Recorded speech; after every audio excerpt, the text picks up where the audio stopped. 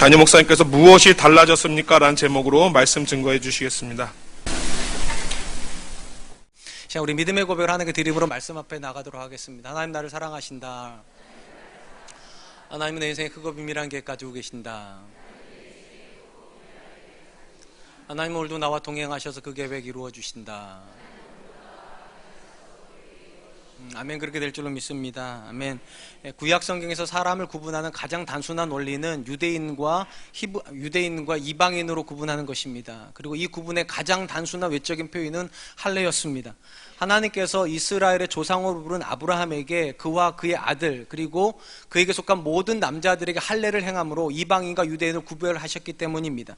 사실 유대인들이 할례를 행하는 근본적인 이유는 하나님께 그들에게 주신 율법을 그들이 지키겠다라고 하는 전체적인 고백을 외형적으로 표현한다는 점에서 할례가 유대인과 이방인을 가르는 기준이라기보다는 정확히 말하면 율법이 유대인과 이방인을 가르는 기준이라고 할 수 있을 것입니다. 또한 유대인과 이방인의 구분에서 태생적인 구분도 물론 중요하지만 그것이 전부는 아닙니다. 얼마든지 이방인으로 태어났지만 오직 하나님을 믿고 하나님의 율법에 순종하기로 작정하는 자면 그도 할례를 행함으로 유대 역사에 들어올 수 있었기 때문입니다.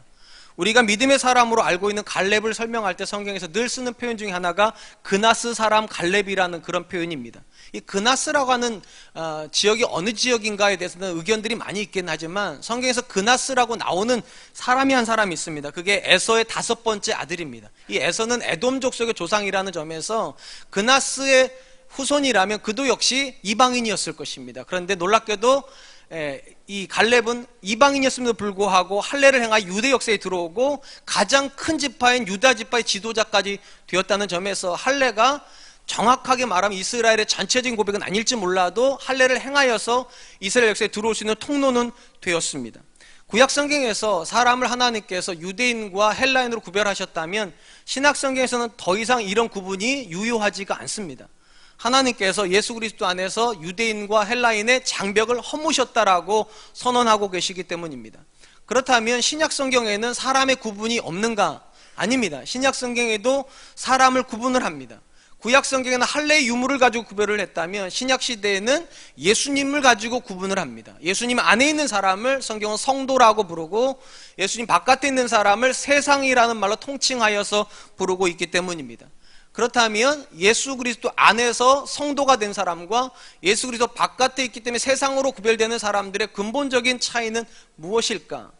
가장 근본적인 차이는 소속의 차이입니다. 골로새서에서 사도 바울이 이렇게 얘기를 합니다. 골로새서 1장 13절 그가 우리를 흑암의 권세에서 건져내사 그의 사랑의 아들의 나라로 옮기셨으니 바울은 믿음 안에서 예수 그리스도를 만난 사람들을 하나님께서 세상에서 뽑아내셔서 하나님의 아들의 나라, 우리가 흔히 하나님 나라로 부르는 그 나라로 집어넣으셨다는 것입니다.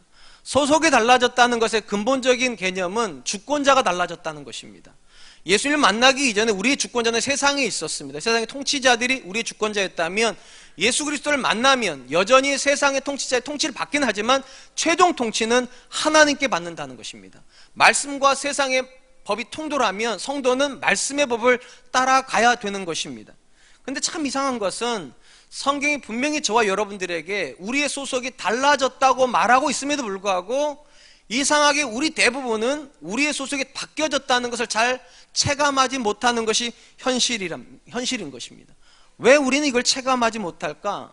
가장 근본적인 이유는 예수님을 믿어도 삶의 현실이 달라지지 않기 때문입니다.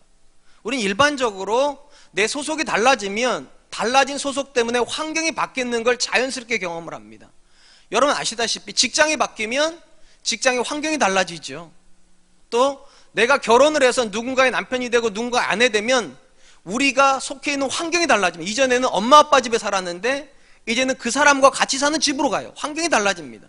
심지어 또 우리가 자녀를 낳으면 자녀를 낳았기 때문에 굉장히 많은 변화를 경험하게 됩니다. 이렇듯 우리는 무언가의 소속이 달라지거나 신분이 달라지면 달라지는 다양한 것들이 생기는 것이 경험상의 특징인데 특이하게도 예수님을 믿음에도 불구하고 우리의 외부적인 환경은 하나도 안 달라진다는 것입니다. 똑같은 집에서 눈을 뜨고요. 똑같은 직장으로 출근을 하고요. 똑같은 문제를 만나게 되는 것이 현실입니다. 적어도 저와 여러분들이 예수님 믿으면서 가장 소박하게 기대하는 건 이런 거 아닙니까? 평안이요. 세상이 줄 수 없는 평안을 너희에게 주노라. 이런 말씀을 들으면 우리에게 더 이상 문제가 안 일어나겠구나. 왜냐하면 우리는 평안을 그렇게 이해를 한단 말이죠. 아무 문제가 없는 상태, 그걸 평안한 상태라고 생각을 하기 때문에 하나님께서 우리에게 평안을 주신다면 문제가 안 일어날 거라고 기대를 하지만 놀랍게도 예수님을 믿음에도 불구하고 똑같은 문제 앞에 서야만 합니다. 예수님을 믿고 눈을 떴는데도 여전히 골칫덩어리 남편이 옆에 잠자고 있고요. 죄송해요 이렇게 아내들도 골칫덩어리 매 한 가지긴 한데, 자녀들이 갑자기 공부를 잘하는 것도 아닙니다.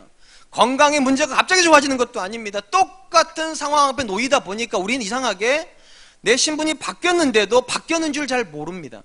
그렇다면 여러분, 정말 우리는 예수님을 믿었는데 아무것도 안 바뀌었을까요?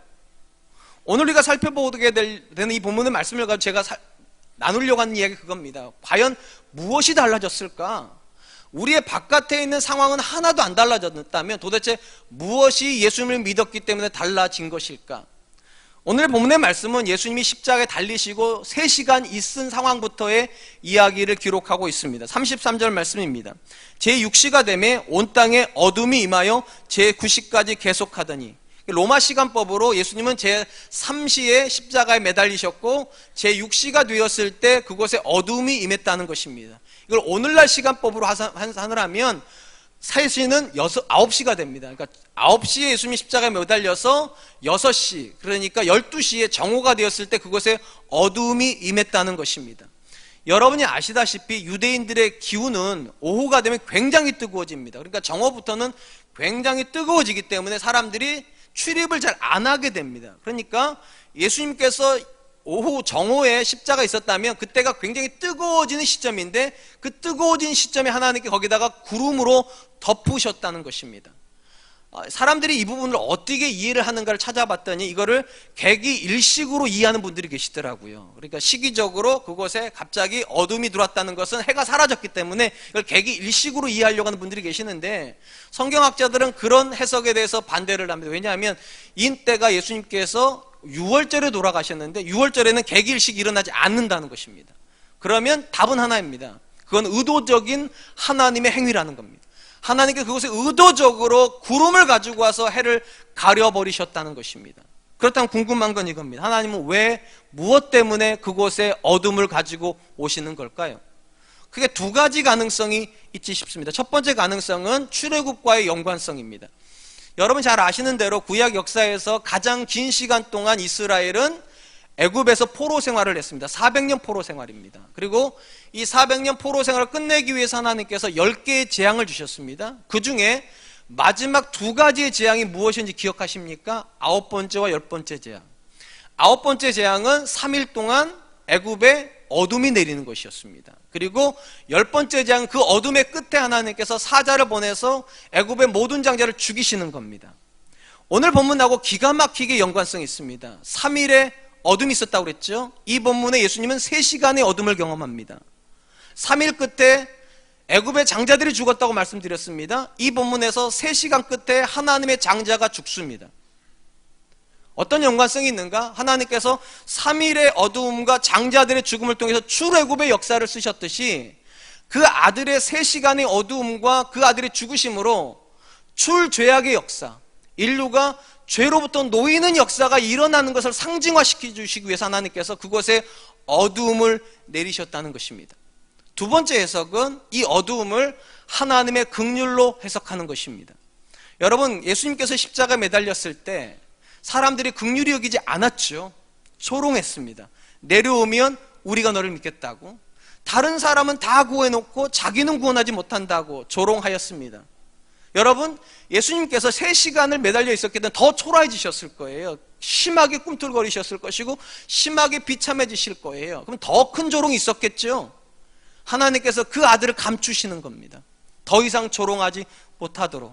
그리고 마지막 탈진의 순간에 가 있는 그 아들에게 긍휼을 베푸시는 겁니다. 해를 차단해 주심으로 어둠 속에서 조금이라도 쉼을 누리도록. 우리가 성경에서 만나게 되는 믿음의 사람들은 다 한 명도 그들의 믿음 때문에 고난이 면제된 사람은 없습니다. 모든 믿음의 사람들은 다 고난의 사람들이었습니다. 사실 지금도 우리도 거의 예외가 없지요. 예수님 믿어도 여전히 고난 당합니다. 그러니까 고난이라고 하는 관점에서 우리와 세상은 차이가 없다고 봐야 됩니다. 더 정확히 말하면 세상이 안 당하는 고난을 믿기 때문에 우리는 당하기도 합니다. 그들은 거짓말로 얼마든지 피해갈 수 있는데 우리가 신앙의 양심이 살아있으니까 거짓말을 못한단 말이지요. 그래야 되잖아요.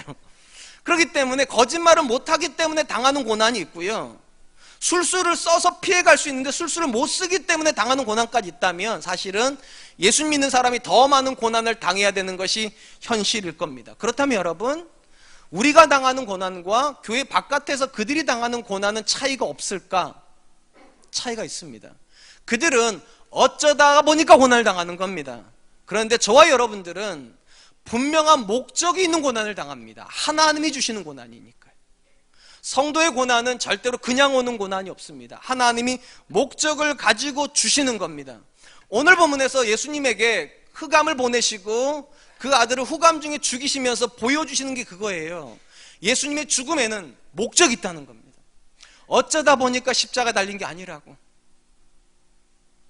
출애굽의 그 모습을 보여주면서 인류의 죄악에서부터 너희를 구원하기 위해서, 저와 여러분 구원하시기 위해서 하나님께서 그 아들에게 죽음을 주고 계시다는 걸 보여주시려고 그곳에 흑암을 내리신 것입니다. 분명한 것은 예수 믿는 모든 사람에게 고난은 있습니다. 근데 그 고난이 그들의 고난과는 다릅니다. 하나님이 주시기 때문에요. 그리고 하나님이 주신 고난에는 목적이 있고, 목적이 있다는 말은 유익이 있다는 말입니다. 사랑하는 성도 여러분, 고난 자체가 즐거운 사람은 없을 겁니다. 성도라도 이 부분에서는 예외가 없습니다. 그럼에도 불구하고 왜 우리가 고난 앞에서 다른 생각, 다른 태도를 가져야 됩니까? 성도가 당하는 모든 고난은 하나님이 주시는 것이기 때문이고, 하나님이 주신 모든 고난은 결국 우리에게 유익하기 때문입니다. 하나님께서 믿음의 사람들에게 고난을 주셨습니다. 그리고 놀랍게도 그 고난을 통해서 하나님의 역사는 써졌습니다. 심지어 하나님은 고난만 주시지 않으시고 긍휼도 베풀어 주십니다. 이 본문에 예수님에게 하나님께서 그늘을 주시는 이유가 긍휼이라고 제가 말씀을 드렸잖아요. 사도 바울이 그래서 이렇게 말을 했습니다. 감당할 시험 밖에는 너에게 당한 것이 없다고. 그리고 감당치 못할 시험 당할 즈음에 피할 길을 내서 우리로 감당하게 하신다고. 분명한 것은 이것입니다. 예수님 믿어도 우리들이 만나는 상황은 하나도 안 바뀔 겁니다. 여전히 많은 문제가 있을 것입니다. 여전히 많이 고통스러울 것입니다. 상황을 바꿔주시지는 않을 겁니다. 그러나 한 가지 분명한 것은 바뀐 게 있습니다. 그 상황을 바라본 우리의 태도가 바뀌었습니다. 이전에는 고난을 장애물로만 여겼습니다. 고통으로만 여겼습니다. 그런데 믿음 안에서 우리는 이렇게 고백하게 됩니다. 하나님의 뜻이 있을 거라고. 하나님의 뜻이 있을 거라고. 제가 예수님 믿고 나서 우리 엄마에게 제일 많이 들었던 말이 이것입니다. 원준아, 하나님이 더 좋은 거 주시려고 그래. 저는 그 말이 진짜로 싫었어요. 나는 이게 좋은데 뭘 더 좋은 걸 주세요. 이거 주시지 그냥. 우리 어머니는 항상 제가 뭔가 안 되고 우리 집이 뭔가 안 되면 늘 그런 식으로 얘기하셨어요. 더 좋은 거 주시려고 그런다고. 여러분, 믿음 안에서 우리가 가지는 소망이 무엇입니까? 고난이 우리를 아프게 하시는 하나님의 손길이 아니라는 겁니다. 더 좋은 거 주시려고. 아들을 십자가에 내어주심으로 저와 여러분이 얻으시려고 하나님 더 좋은 계획이 있으니까 아들에게 고난을 주시는 거라면 지금 우리가 당하는 고난 속에도 하나님의 선한 계획이 있는 줄로 믿습니다. 감사합니다. 한편 이 마가가 예수님께서 이제 정오의 그늘을 중에 들어가셨고, 그리고 9시, 그러니까 유대인들이 9시로 보는 시간, 우리 시간으로 오후 3시입니다. 오후 3시가 되어서 예수님 돌아가시는데요, 3시 어간이 되었을 때 예수님께서 큰 소리로 첫 번째 이렇게 외치셨다라고 기록을 하고 있습니다. 34절입니다. 제9시에 예수께서 크게 소리 지르시되 엘리 엘리 라마 사박다니 하시니 이를 번역한 즉 나의 하나님 나의 하나님 어찌하여 나를 버리셨나이까 하는 뜻이라. 마가는 예수님께서 운명하시는 시간에 가까워졌을 때 정신을 집중하셔서 큰 소리로 엘리 엘리 라마 사박다니 외쳤다고 그랬습니다. 그리고 이를 번역한 즉 나의 하나님 어찌하여 나를 버리셨나이까. 왜 번역을 했는가? 이 엘리 엘리 라마 사박다니가 아람어입니다. 그리고 이 성경을 받아 읽고 있는 사람들은 헬라어를 쓰는 사람들이니까 번역을 해줘야 되는 거예요. 그래서 번역을 해주는 겁니다. 나의 하나님 어찌하여 나를 버리셨나이까. 그리고 이 소리를 듣고 있었던 그 자리에서는 현장의 사람들이 뭐라고 말했는가?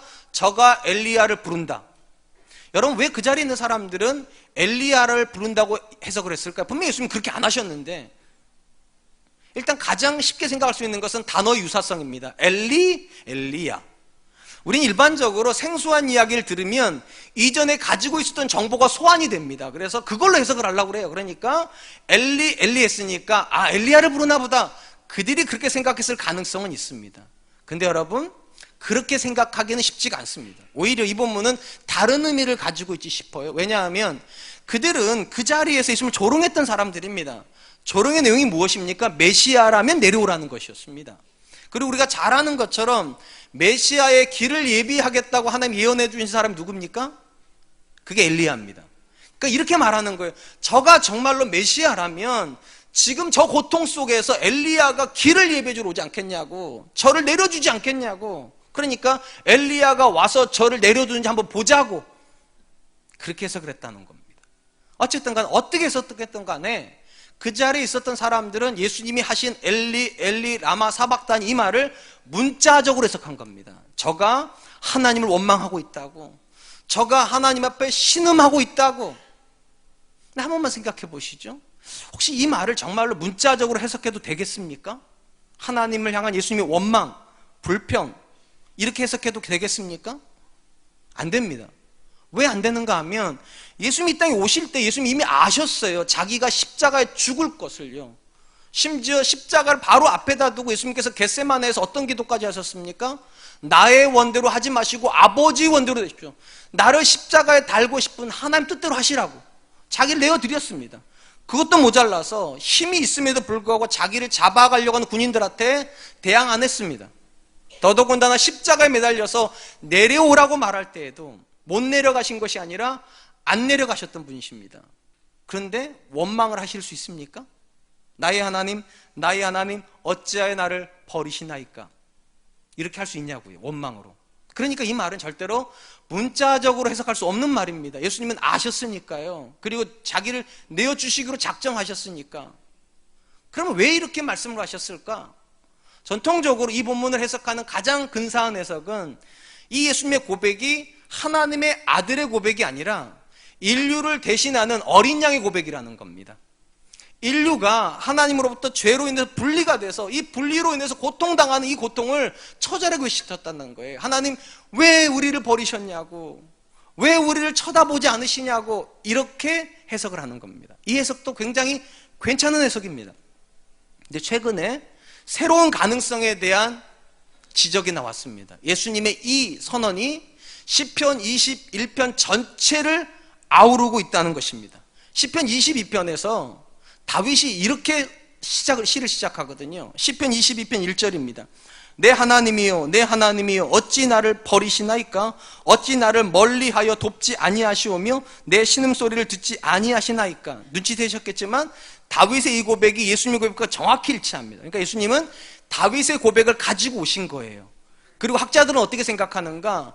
22편 1절을 인용하실 때 예수님은 22편 1절만 인용하신 것이 아니라 22편 전체를 인용하셨다는 겁니다.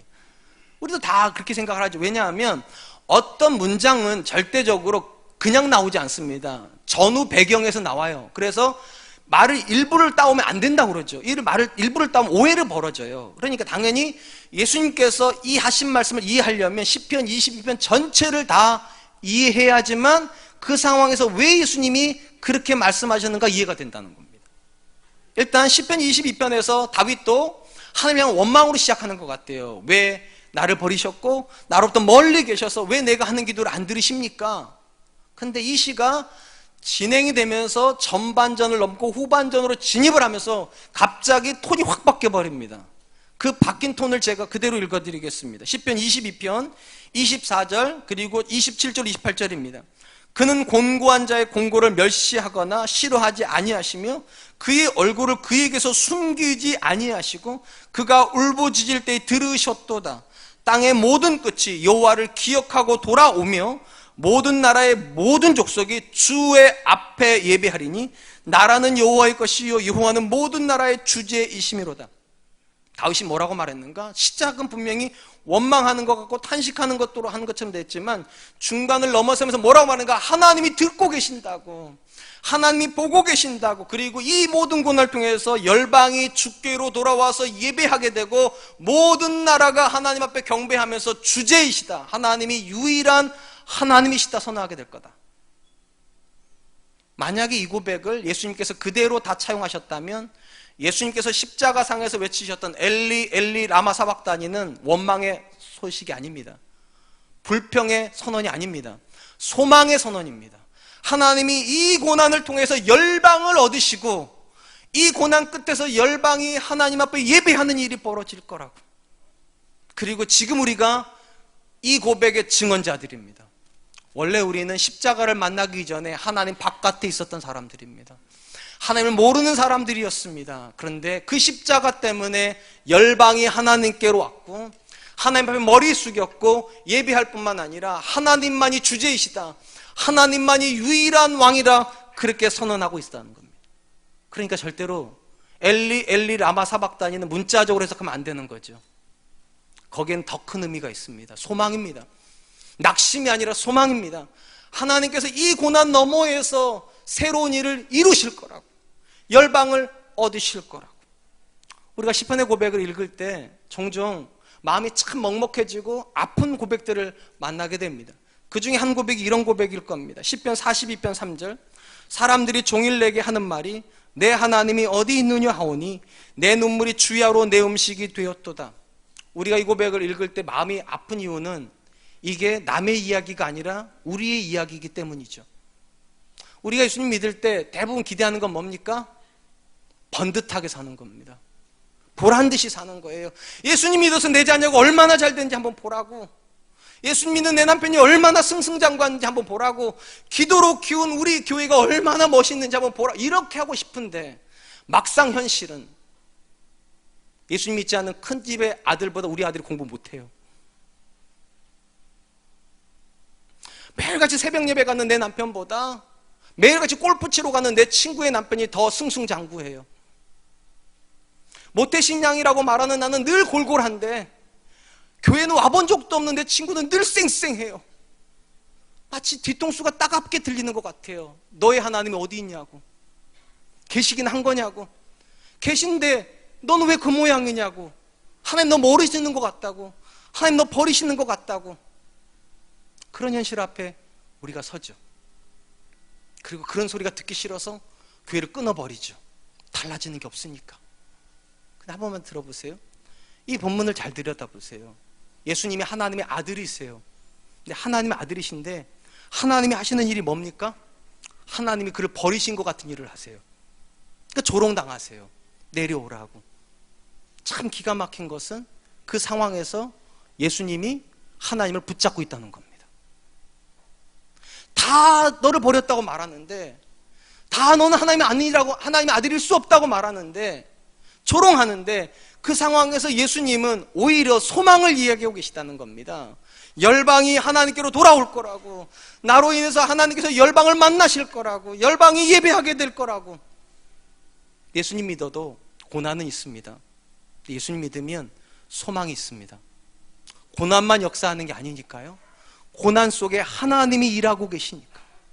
사랑하는 성도 여러분, 우리가 성경에서 만나는 믿음의 사람들이 절대로 우리가 생각하는 것처럼 형통으로 자기의 믿음을 증명했을 거라 생각하지 마세요. 물론 그들도 형통했습니다. 그런데 그들보다 더 잘난 사람들이 성경에 굉장히 많습니다.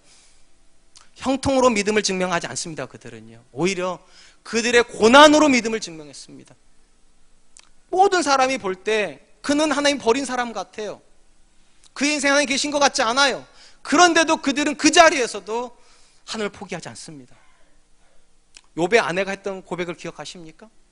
남편의 몰락을 보면서 차라리 하나님을 저주하고 죽으라고. 세상 사람들은 상황에 반응을 합니다. 보라고, 하나님이 너를 버렸는데 너는 왜 안 버리냐고. 하나님이 너를 모르시는 것 같은데 너도 모른다고 하라고. 하나님이 너한테 관심이 없으면 너도 하나님께 관심 갖지 말라고. 욥의 아내가 그렇게 말합니다. 근데 욥은 하나님 포기하지 않습니다. 요셉이 애굽으로 팔려갑니다. 왜 팔려갑니까? 하나님이 허락하셨기 때문입니다. 형들한테 팔라고. 그러면 애굽에 가서 그 하나님하고 동행 안 해야 되는 거 아니에요? 저 같으면 화딱지 나서 안 할 것 같아요. 근데 속도 없이 요분 가가지고 하나님과 동행합니다. 이렇게 말하면 좀 웃으라 그러는데 속이 없어요. 요셉은요, 자기를 팔아치운 하나님한테 또 가서 기도하고 있고 또 섬기고 있어요. 다니엘을 기억하십니까? 사jak으로 왜 던져집니까? 하나님이 던지신 거예요. 하나님이요. 그럼 그곳에 가서 원망해야 되는 거 아니에요? 나의 하나님 어찌하여 나를 버리셨냐고 이래야 되는 거 아니에요? 근데 참 속도 없어요. 다니엘은 거기 가서 또 기도하고 있네요. 우리가 성경에서 만나는 믿음의 사람들은 하나님이 그들을 버리시는 것 같은 상황 속에 있지만 그들은 하나님을 안 버립니다. 참 기가 막혀요. 우리가 세상에서 늘 볼 수 있는 사람들이 이런 사람들입니다. 성공하면 행복한 사람들이요. 세상에서 절대로 못 보는 사람들이 있습니다. 고난에서 기뻐하는 사람들이요. 세상은 고난 오면 기뻐 못합니다. 왜냐하면 끝이니까 그들한테. 그게 왜 하나님께서 믿음의 사람들에게 고난을 주십니까? 그들과 다르다는 걸 증명하라고요. 고난 속에서 소망을 얘기하라고. 왜냐? 하나님이 그 속에서 일하시니까. 아멘. 왜 우리가 고난 앞에 설 때마다 하나님을 향하여서 고개를 들어야 됩니까? 고난을 주시는 것이 하나님의 본심이 아니니까요. 하나님의 본심은 그 속에서 우리가 하나님이 하시는 일을 보기를 원하시는 거죠. 이 본문에 예수님이 하시는 일이 그거라는 거예요. 고난을 전혀 새롭게 봅니다. 고난만 보고 있지 않고 고난 안에서 일하고 계신 하나님, 열방을 돌아오게 하실 거라고, 열방이 예배하게 하실 거라고, 열방이 하나님을 주제라고 선언하게 될 거라고. 무엇이 달라져야 됩니까? 또 무엇이 달라졌습니까? 소망이요. 모두가 다 낙심할 때 소망이요. 여러분의 자녀가 고개를 푹 숙이고 한숨을 푹푹 쉴 때 소망을 얘기할 수 있어야 된다는 거죠. 우리 사랑과 은혜교 성도님들이 소망의 사람들이 될 수 있기를 축원드립니다. 마지막으로 우리가 이 본문에서 주목할 것은 예수님께서 죽으시는 마지막 장면입니다. 이렇게 기록이 되어 있습니다. 37절에 예수께서 큰 소리를 지르시고 숨지시니라. 마가는 예수님께서 운명하실 때 큰 소리를 지르신 다음에 돌아가셨다고 기록이 되어 있습니다. 마가복음상의 번역으로 놓고 보면 마치 예수님께서 비명을 지르시는 것 같아요. 그죠? 너무 아프셔가지고 하다가 돌아가신 것 같아요. 근데 여러분, 이렇게 해석하면 안 되는 이유가 있습니다. 이 본문상에 큰 소리가 2번 나와요. 34절에 엘리 엘리 라마 사박다니 할 때도 큰 소리로 외쳤다고 되어 있고, 운명하시기 바로 직전에도 큰 소리로 하셨다고 되어 있습니다. 그리고 헬라 원어 성경을 보면 큰 소리 34절과 37절 큰 소리는 같은 소리입니다. 무슨 말인가 하면 34절에서 큰 소리가 문장이라면, 비명이 아니라 소리라면 37절도 비명이 아니라 소리여야만 합니다. 예수님께서 무슨 소리를 크게 외치신 다음에 돌아가신 겁니다. 근데 특이하게도 마가는 34절에서는 소리를 기록해 놓았어요. 엘리 엘리 라마 사박다니. 근데 37절엔 그 소리를 의도적으로 지우고 있습니다. 제가 왜 이걸 의도적이라 부르는가 하면 예수님이 실질적으로 큰 소리로 무언가를 말씀하셨기 때문입니다. 누가복음에 보면 예수님의 마지막 소리가 이렇게 기록이 되어 있습니다. 누가복음 23장 46절, 예수께서 큰 소리로 불러 이르시되 아버지여 내 영혼을 아버지 손에 부탁하나이다 하고 이 말씀을 하신 후 숨지니라. 그러니까 숨지기 전에 큰 소리 외쳤던 건 비명이 아닙니다. 소리였습니다. 정확한 소리요. 아버지여 내 영혼을 아버지 손에 의탁하나이다. 그러면 마가도 그대로 기록하면 되잖아요. 앞에서는 그렇게 했잖아요. 34절에서는 기록을 그대로 했잖아요. 엘리 엘리 라마 사박도 기록했으면 이번에도 당연히 37절에서 나의 영혼을 아버지의 손에 의탁하나이다 라고 하고 누구셨다 기록하면 되잖아요. 근데 왜 기록 안 했을까요? 물론 여러분들은 관심 없으실 거예요. 뭐 어쨌거나 저쨌거나 다 이해는 되시니까. 그죠? 근데 잘 생각해 보세요. 몰라서 안 기록한 게 아니라니까요. 큰 소리를 쳤다고 하는 걸 알 정도면 그 뒷소리가 뭔지 아는 거 아닙니까, 마가가. 근데 기록하지 않았다는 말은 의도적으로 지운 겁니다. 그 소리를 의도적으로 지운 거예요. 우리가 잘 알다시피 어떤 사실을 강조하고 싶을 때 우리는 줄여버립니다. 아니면 아주 크게 하든지. 이 본문상에서 마가는 지워버리는 겁니다. 왜 지우는가? 여러분들이 추측할 수 있다고 믿기 때문입니다. 저와 여러분들이 추측할 수 있다고. 그럴 가능성이 있죠. 왜냐하면 이 마가가요, 예수님께서 십자가에서 첫 번째 큰 소리 외치실 때가 어디를 인용했다고요? 시편 22편 1절을 인용한 겁니다. 그러면 마지막으로 큰 소리를 외쳤다면 그 마지막은 어디서 나와야 되는 거겠습니까? 당연히 시편 22편 끝쪽에서 나와야 되는 겁니다. 그러니까 마가는 의도적으로 저와 여러분들이 시편 22편을 펴기를 기대하는 겁니다. 그러니까 지워버리는 거예요. 궁금하면 열어보라고. 물론 우리는 안 궁금하니까 문제지만. 그래서 제가 읽어드릴게요. 시편 22편 마지막에 도대체 어떤 고백이 나오는가? 시편 22편 마지막 세 구절입니다. 22편 29절 31절. 세상의 모든 풍성한 자가 먹고 경비할 것이요 진토 속으로 내려가는 자 곧 자기 영혼을 살리지 못할 자도 다 그 앞에 절하리로다. 후손이 그를 섬길 것이요 대대에 주를 전할 것이며 와서 그의 공의를 태어날 백성에 전함이요 주께서 이를 행하셨다 할 것이로다. 여기서 가장 중요한 고백이 이겁니다. 진토 속으로 내려가는 자 곧 자기 영혼을 살리지 못할 자도 살아나서 하나님 앞에 절할 거고 후손이 생겨나고 그 후손들이 그 아버지가 에게 태어난 모든 일을 보면서 이렇게 말할 거라는 거예요. 주께서 이를 행하셨다고. 뭐를 얘기하는가? 부활을 얘기하는 겁니다. 마가가 왜 예수님의 마지막 소리를 지워버렸는가? 부활을 얘기하고 싶어서요. 놀랍게도 구약 성경 안에 부활의 고백이 들어가 있습니다. 시편 22편에 들어가 있습니다. 마지막에 진토로 내려가는 자, 그 영혼이 죽은 자가 일어나서 하나님 앞에 경배할 거고 그 후손들이 일어나서 뭐라고 말할 것이냐? 주께서 이를 행하셨도다. 우리가 살다 보면 망하는 순간이 있습니다. 소망이 조금 남아있을 때까지만 해도 견딜 수 있는데 진짜 망하는 순간이 있어요. 사람이 죽으면 끝나잖아요. 사실 예수님은 죽으셨다는 점에서 끝난 겁니다. 스토리가 끝이에요. 근데 예수님께서 지금 끝을 이야기하지 않습니다. 새로운 시작을 얘기하는 거죠. 새로운 시작이요. 죽어가는 자가 일어날 것이고 일어나는 자들이 예배하게 될 것이고 그 죽어가는 자 때문에 생겨난 영혼들이 하나님 앞에 이렇게 말할 거라는 거죠.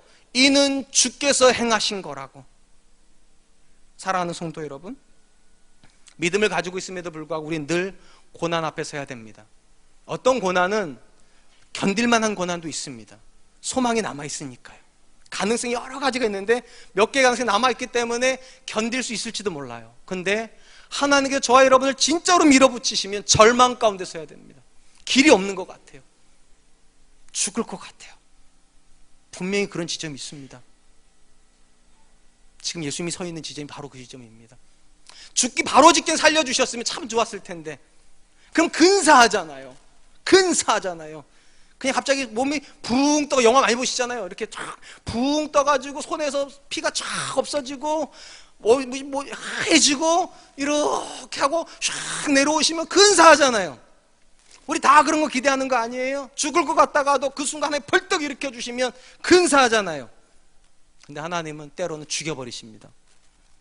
소망을 아예 끝내버리십니다. 그 지점에서 예수님께서 끝이라고 말씀 안 하셨다는 게 핵심이에요. 본인은 끝났는데 하나님이 끝나지 않으셨다는 겁니다. 예수님 안에서 뭐가 달라집니까? 실패에 대한 해석이 달라져야 됩니다. 우리는 내가 실패하면 끝이라고 생각합니다. 내가 내 자녀를 도와줄 수 있는 영역이 있는데 도와줄 수 있는 영역이 끝나면 끝이라고 생각을 해요. 내 자녀가 어느 지점에서 끝나면 끝났다고 생각을 해요. 성경은 뭐라고 말하는가? 내가 끝나도 하나님이 안 끝나면 안 끝난 겁니다. 아멘. 우리의 안에 있는 가능성으로 성도가 사는 게 아니에요. 하나님의 가능성으로 산다는 겁니다. 심지어 운명하시는 예수님께서 마지막으로 크게 외치셨던 게 뭡니까? 내 영혼을 아버지 손에 의탁하나이다. 거기 안에 소망이 들어가 있습니다. 나는 끝났지만 나를 가지고 일하시는 하나님은 안 끝나셨다고. 여러분이 여러분 자녀들의 인생의 길이 될 수 없습니다. 어디까지는 도와주실 수 있을지 몰라요. 남편들이 아내 인생의 행복의 한 요소일 수 있을지 몰라도 행복 자체일 수는 없습니다. 지금 건강하다고 내년에도 건강하겠습니까? 어느 지점에 가면 내가 절망하는 지점을 만납니다. 그때 진짜 신앙이 드러나는 거예요. 내가 끝나도 하나님은 끝나지 않는다고. 왜 성도가 넘어지고 자빠지고 끝난 것 같은데 다시 일어나야 됩니까? 하나님이 끝이라고 말 안 하니까요. 사랑하는 성도 여러분, 여러분 자녀한테 꼭 말해주세요. 하나님이 끝내지 않으셨으면 누구도 못 끝냅니다. 하나님이 아직 살아계시다면 누구도 아직 멈추면 안 됩니다. 이 자리에 계신 분들 중에 2018년에 얼마나 큰 절망을 만났는지 전 잘 모릅니다. 어쩌면 2018년까지만 살고 2019년에 안 보겠다고 하는 분도 계실지 모르겠어요. 이 자리에 오셨다면 기억하세요. 여러분의 2018년은 끝나지 않습니다. 절대로. 왜냐? 하나님이 끝내실 마음이 없으세요. 그러니까 일어나세요. 죽음으로 내려가는 자도 일어나서 예배하는 날이 올 거래잖아요. 하나님께 기회를 드리세요. 하나님께서 일하실 거니까. 이제 말씀을 맺으려고 합니다. 예수님을 믿음에도 불구하고 달라진 것이 없을 겁니다. 그것 때문에 신앙을 포기하려고 하는 분들도 굉장히 많을 겁니다. 이러려고 해서 믿은 건 아닐 테니까. 근데 기억하세요. 여러분의 바깥을 바꿔주시려고 믿음 주신 거 아닙니다. 여러분의 안을 바꾸시려고요. 고난을 바라보고 문제를 바라보는 우리의 생각과 우리의 시각과 우리의 태도를 바꾸시려고요. 오늘 본문은 세 가지를 이야기를 합니다. 첫 번째, 고난 자체에 대한 해석을 바꾸세요. 고난은 장애물이 아니라 목적이 있습니다. 그 목적을 이루려고 하나님께 고난을 주셨다면 고난 앞에서 묵상하세요. 하나님 무엇을 주시려고 하십니까? 두 번째, 여러분의 고난이 너무 힘든 이유는 간단합니다. 고난을 보고 있기 때문입니다. 고난을 보지 마시고 고난을 주시는 하나님을 보세요. 하나님에게 소망이 있습니다. 하나님이 일하고 계시니까. 마지막 지점, 다 끝났다고 생각하십니까? 진짜 이젠 끝이라고? 아닙니다. 하나님은 끝이 없으세요. 그래서 절망할 수 없습니다. 실패는 있어도 절망할 수 없습니다. 그러면 하나님이 일하실 겁니다. 저는 우리 사랑과 은혜교회 안에 이런 믿음의 담대함이 있기를 주님의 이름으로 축원드리겠습니다. 이 시간 우리 하나님께 찬양할 텐데요, 나는 믿네 찬양하려고 합니다. 이 찬양하려고 했던 이유가 제가 절망을 경험한 때가 몇 번 있었는데요, 사실 사랑과 은혜교회 와가지고 진짜 죽고 싶을 때가 몇 번 있었습니다. 정말로 죽고 싶을 때가. 그때 제가 불렀던 찬양이에요. 이게요, 2부 끝나는데 제 아내가 저한테 이러더라고요. 이 찬양 부르다 울 뻔했다고. 예, 그럴 때가 있었어요. 정말 미치게 힘들 때. 근데 이 찬양 부를 때 힘을 얻었어요. 저는 바다가 갈라질 줄 알았는데 안 갈라지더라고요. 이 찬양 가서 뭔가 안 갈라지면 걷게 해주시겠다고, 바깥이 달라질 줄 알았는데 안 달라지더라고요. 이 찬양 가서 뭔가 담대하게 해주시겠다고, 그리고 마지막이 뭔가 믿음으로 살리라, 오직 믿음으로 살리라. 상황으로 사는 게 아니라 오직 믿음으로 살리라. 우리 같이 한 번만 찬양하겠습니다.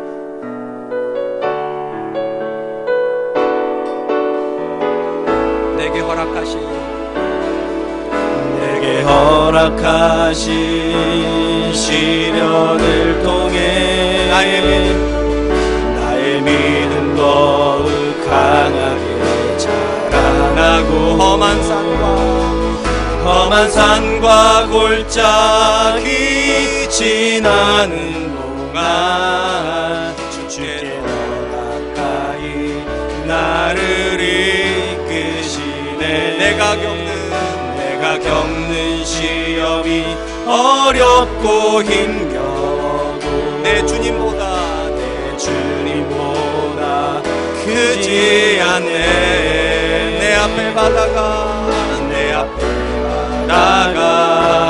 갈라지지 않으며 주가 나로 바다 위 걷게 하리.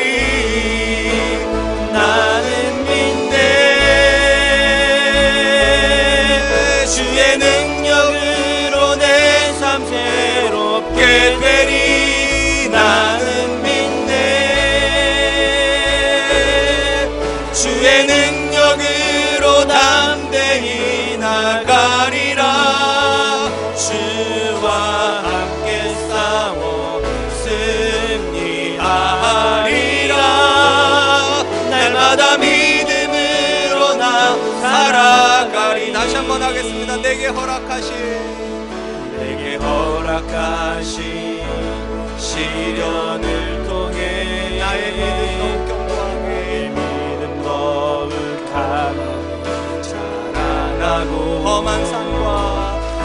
험한 산과 골짜기 지나는 동안 주께 더 가까이 나를 이끄시네. 내가 겪는 시험이 어렵고 힘겨워 내 주님보다